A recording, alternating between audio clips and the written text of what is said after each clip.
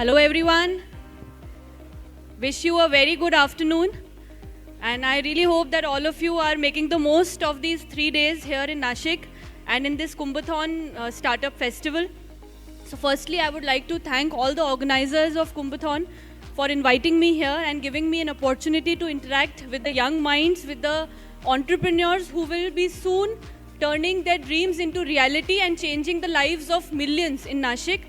So as an administrator, on behalf of everybody, I would like to thank you for coming here and for being a part of this festival.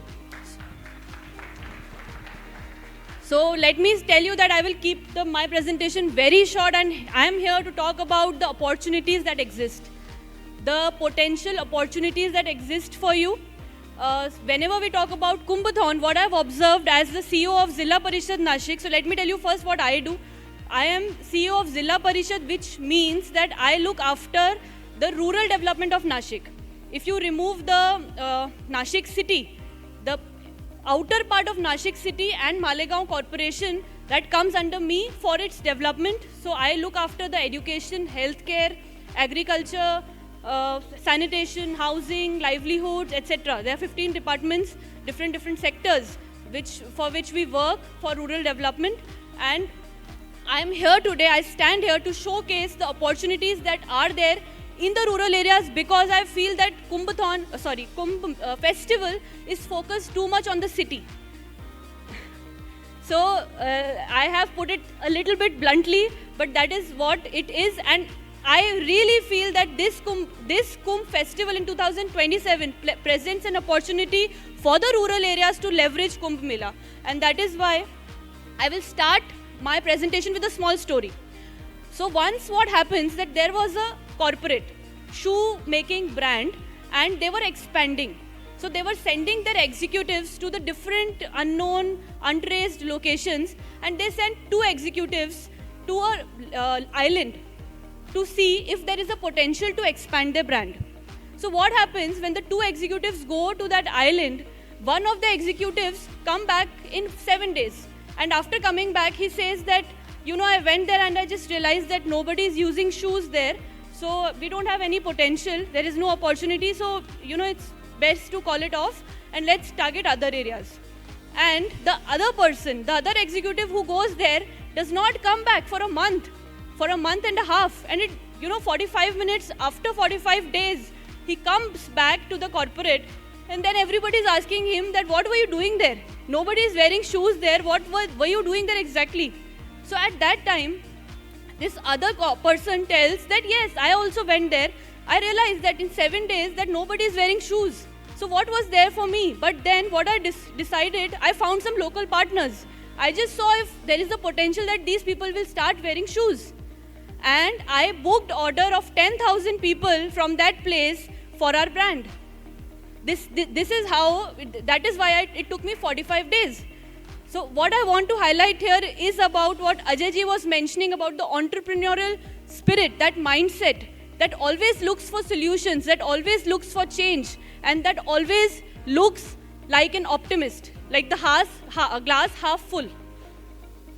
So this is the kind of, my presentation will present to you some opportunities. Some things might be already happening, some things may not be happening, but probably all of this is an opportunity for everybody present here in the room today.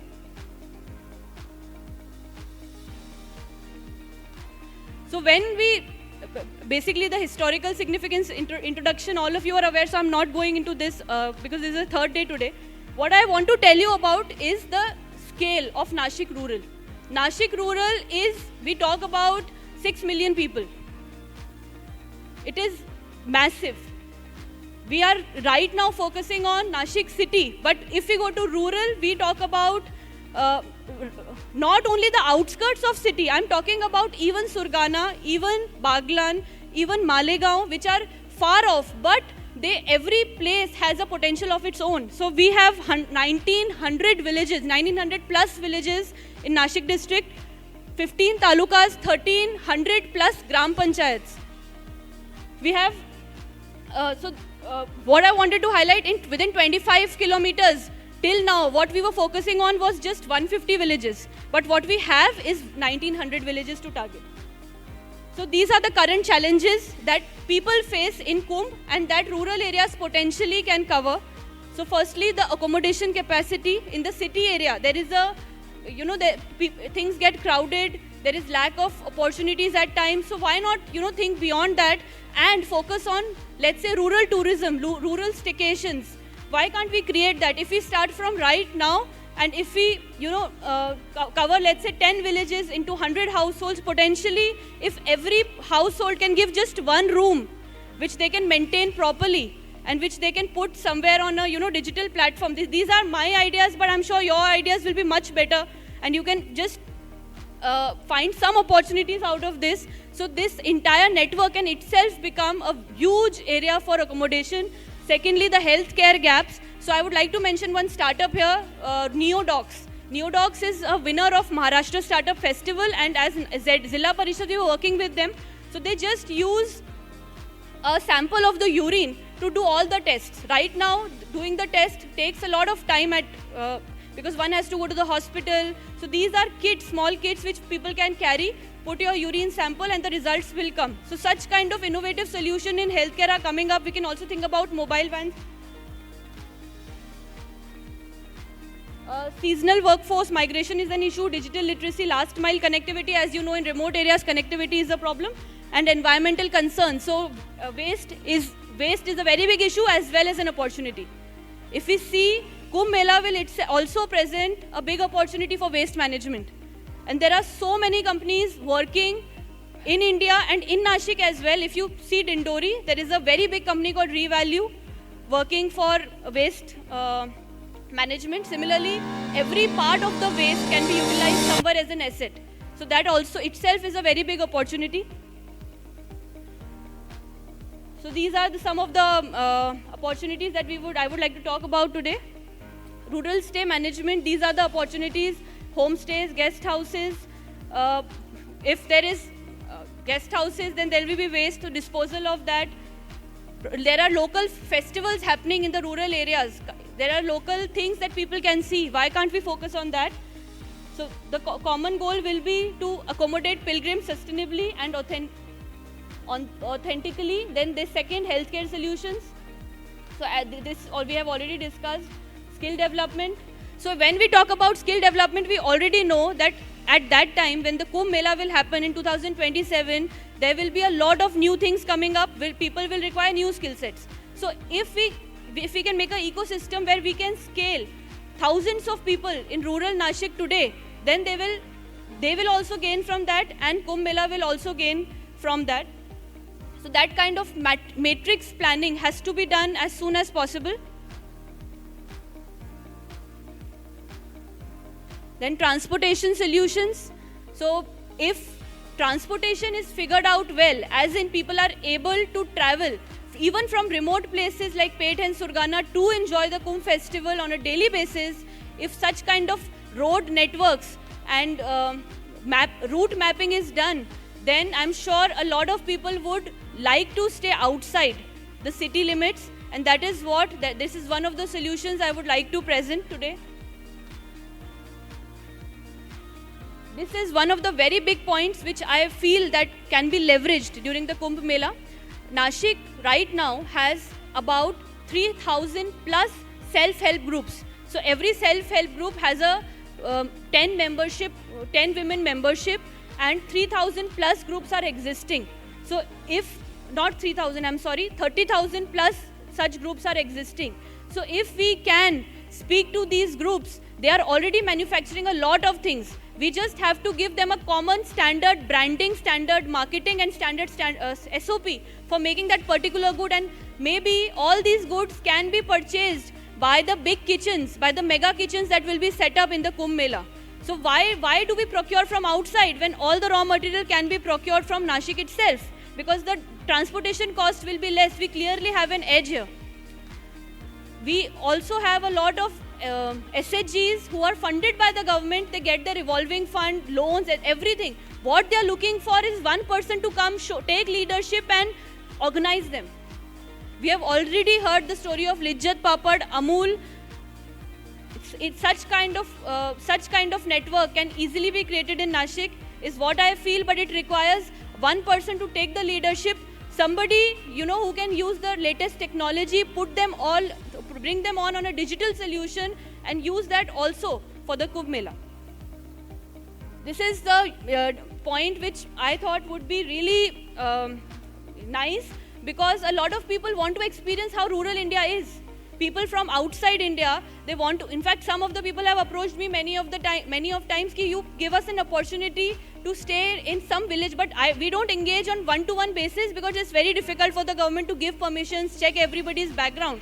But let's say if a startup wants to do that, introduce volunteering as an opportunity. A lot of, Indian people who have settled outside now want to come back and want to stay in India in a rural setup to understand, so that the children can understand India better, rural India better. So probably such kind of opportunities, because we have good tourism potential in Nashik, such kind of opportunities could be leveraged by starting such ecosystems. In fact, in Ladakh, there are many such programs already ongoing. But in Nashik, we are yet to start such programs. So these are, like, we have to focus.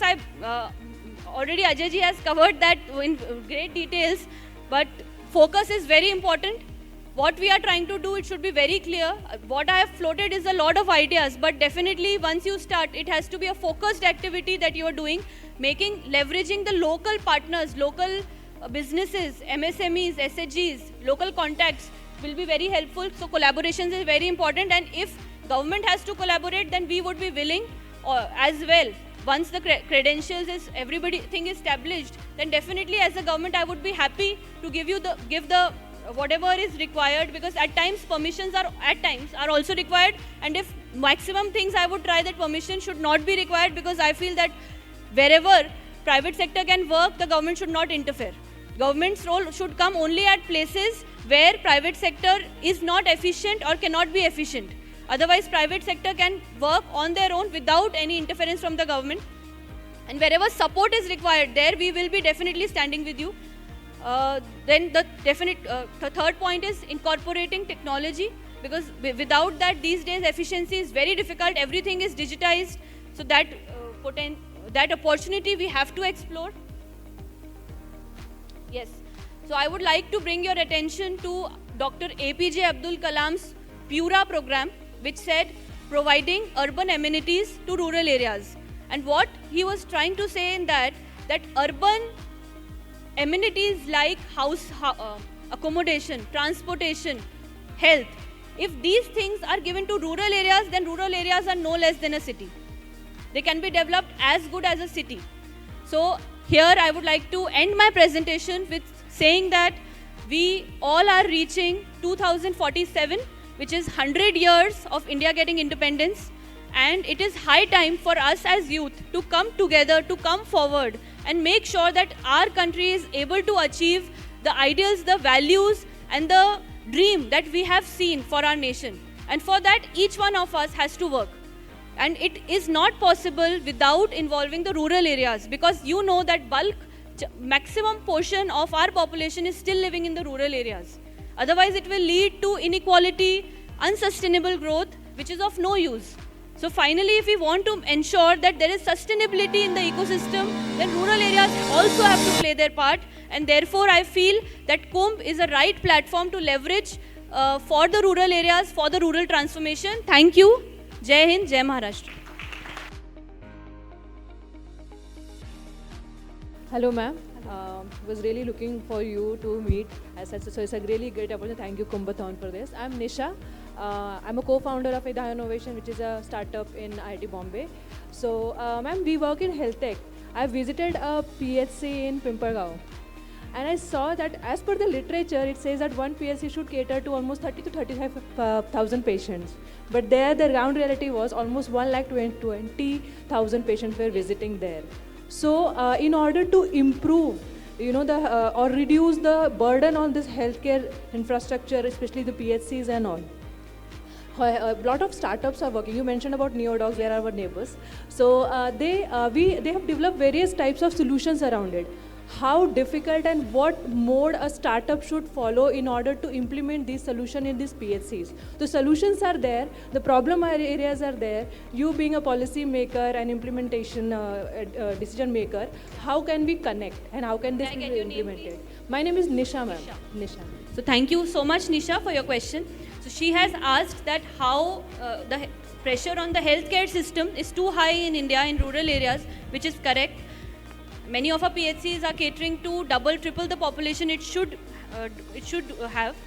However, that is a reality and we have to accept.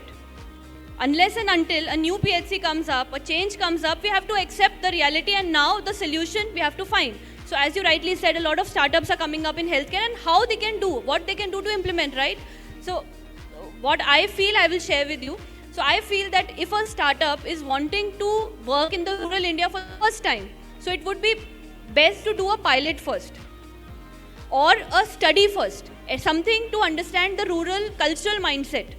Because a lot of solutions are impacted by the culture that the community is having. And probably the community culture is a bit different from the city mindset that we generally see with other startups or the other digital solutions.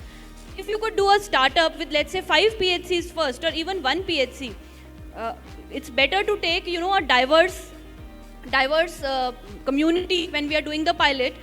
Probably in 3 talukas you can have 1 PHC each and do a pilot, take the data for over 2 months and then see and then improve the solution and then only scale it up. Because if we scale it up directly and it does not work, then it is very difficult for you to again make the changes. And if it is easy, then probably it is not a problem, but at times it is not easy to make the changes so easily. And as an administrator, I always keep this caveat with me that please have a pilot first. I would like to see the impact, because we cannot allow disruptions in the system. As an administrator, one of my core jobs is to maintain stability. Change is important, entrepreneurship is important, but for the administration, if you see law and order, stability is very important. So we can't introduce 10 solutions together, disrupt everything, whatever is going on, government applications, government systems, that is not possible. Because then it will be a question on us. Therefore, we always invite the startups to do a pilot. You select the PHC, no problem, we don't mind. Implement it, show us the results. We will also take the feedback from the users. We also always do that. We take the feedback. If we get, yes, their work time has reduced, like efficiency has increased, and if they are feeling comfortable about this solution, if it is actually making a change, then we would definitely go for the startups to implement it in the entire district. And we have done so many, experiments. So last year only, one startup we met and we did a pilot first, and then we expanded everywhere where we want the PHC staff to do the attendance. Because complaints come at times that staff is not present, doctor is not present, people are waiting. So because of that, we felt that attendance is very important. We implemented. But you know what? The result was negative. The pilot was positive, the result was negative. Why? Because who wants attendance? Who would want it? So we took a lot of efforts to implement it, tried, but it failed. But having said that, I don't mean to say that, startups fail. I'm just giving one example of where it failed, but there are multiple examples where it succeeded. In Neodoc succeeded. We have started some Jal Jeevan Mission applications. It has been highly successful. I feel if 5 things are successful, 1 thing fails. So we have to form our balance while doing experiments with the system, especially with healthcare. Did it answer your question? Thank you. Hello, ma'am. My name is Richa. I'm filmmaker from Bangalore. I run a social enterprise called Art Nirbhar Bharat. So I have worked very successfully in Uttarakhand in Badrinath area, where I have helped rural youth from Bamni village in Badrinath to become financially self-reliant through artistic and creative enterprises. So we help in creating small businesses for writers, musicians, filmmakers, Wonderful. Photographers, handicraft artists, visual artists, you name it, theater artists, and we have created small business models for them. Like for example, we had a 700 rupees poster which we created in the middle of COVID, and we generated an income of 15 lakh rupees within 4 months for the villagers of Bamni. And the entire project was managed by children from 12 years to 14 years and then youth also from Badrinath. They had not heard of Zoom. They had no idea what is an Excel sheet. We taught them basic stuff and we generated this. I got the Social Impact Entrepreneur of the Year award last year from MSME, Government of India sponsored event. And with that confidence, I want to suggest that in Nasik, my team, Atmanirbhar Bharat, would be happy to create something called as an A hub, an art hub, where we can create new businesses for creative women, men, youngsters, to start small businesses and hire local people in these art forms so that they could do marketing related content. That's really beautiful, Yeah. Meghna, and I Richa, feel a lot I'm of Richa. people having such talents do not get the right platform in the rural area, and more such people are there in the rural areas having such talent. So it's a beautiful initiative.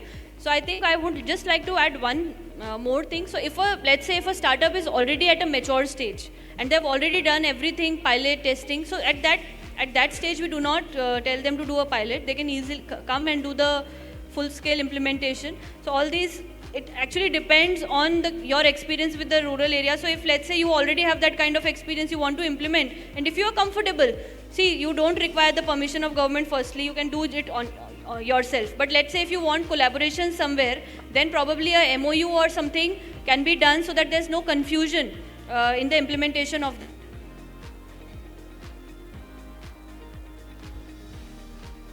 Anything else?